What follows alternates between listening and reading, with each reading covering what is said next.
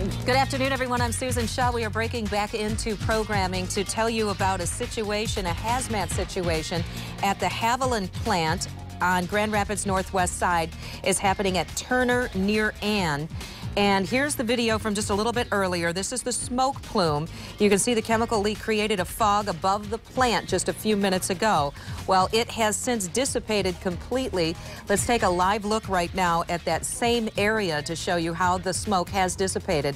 There it is. The situation is closing a ramp from southbound US 31 to Ann Street. That is causing some traffic backups in the area. We do have a crew on the scene. 24-hour News 8's Joe LaFurgey is there live right now. Joe, what are you seeing?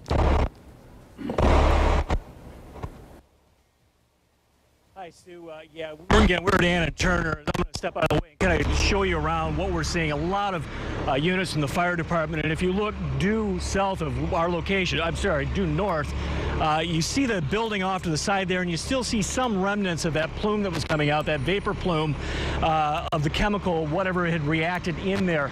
We are still waiting for word from the fire department, which I understand have a command post set up due west of us on the other side of the plant as to what exactly is going on here and whether there are any evacuations. We have not heard of any evacuations. If there were, they would probably be off to the west or the north where that plume seemed to be going when we arrived on the scene. And again, it is pretty much dissipated. There's not much left to it.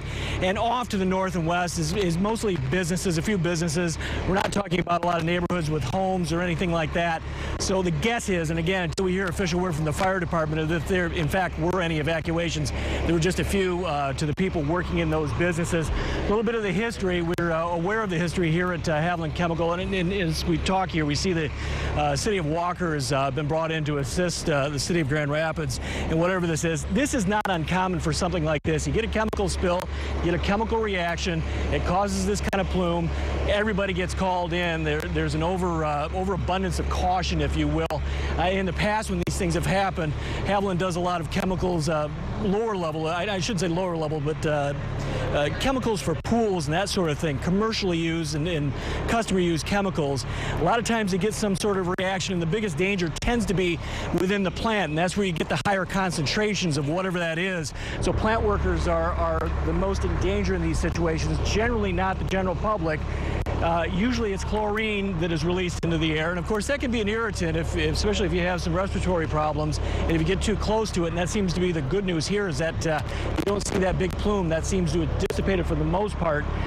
So most of this most likely precautionary, but again, we're trying to get official word from the fire department, and they are on the other side trying to deal with this whole situation. But we will be out here throughout the afternoon. We'll be giving you updates as we see some of the equipment actually starting to move around here. That's one of the fire units from Walker coming in to assist Grand Rapids Fire on this. So we will be keeping you updated again throughout the afternoon. If the situation does become more urgent and you need to know, we will be here and we will let you know. Sue, back to you. Okay, Joe LaFurgey reporting live from the scene. Joe, thank you again. Traffic tie-ups in that area of the Haviland plant. That's near Turner and Ann on Grand Rapids Northwest side. So we will continue to follow the situation. We have a crew out there. We'll bring you the very latest just as soon as we get it. Right now, let's join programming once again.